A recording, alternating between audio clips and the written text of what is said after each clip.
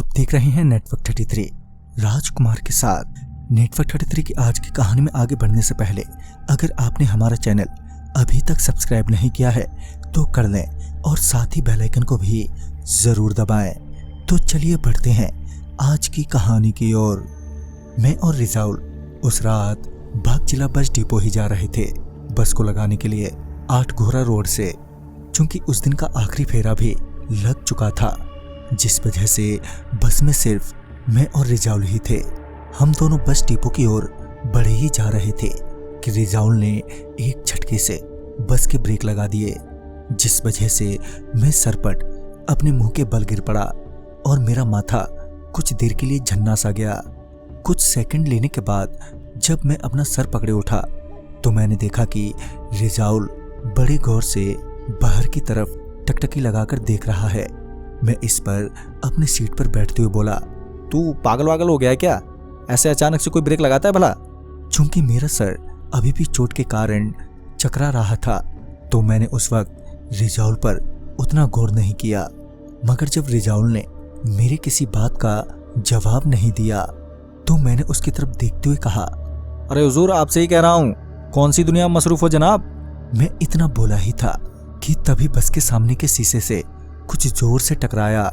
मैंने जैसे ही सामने की ओर देखा तो पाया कि बस के शीशे पर खून फैला हुआ है, साथ ही शीशे में बहुत सारी दरारें पड़ी हुई थीं। ये सब देखते ही मेरे पांव अपने आप कपकपाने लगे।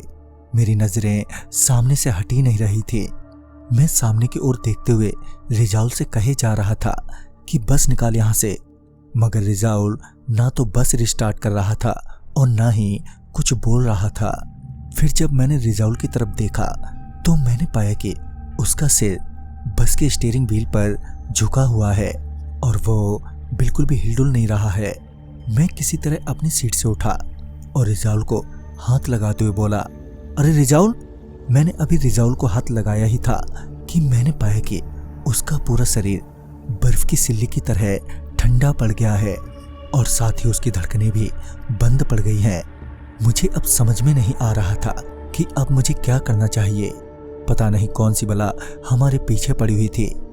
मुझे लगा कि बस में रुकना भी ठीक नहीं रहेगा, लिहाजा मैं बस से नीचे उतरा और जैसे ही बस के सामने आया तो मैंने देखा कि सामने रोड पर बहुत खून फैला हुआ है और एक अजीब सी औरत एक बच्चे को अपनी गोद में लेकर रो रही है।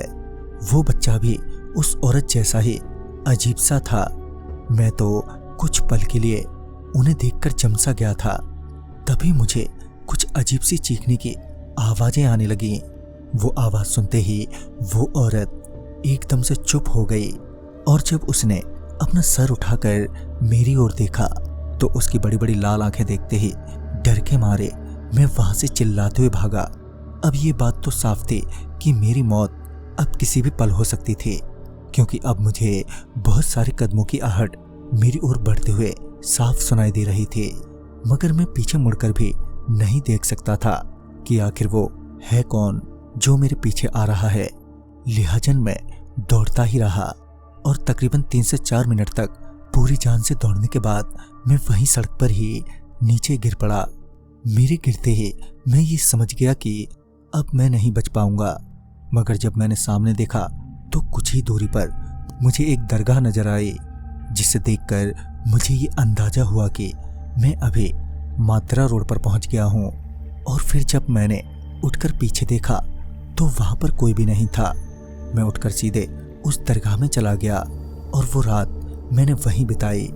सुबह की नमाज पढ़ने के बाद जब मैं घर लौटा तो रिजाउल की मौत की खबर गांव वालों को मिल चुकी थी और गांव के लोगों का ये कहना था कि रिजाउल ने किसी जिन के बच्चे को कुचल दिया था जब वो उस रात सड़क पार कर रहे थे, जिस वजह से उस जिन ने रिजाउल को भी मार दिया।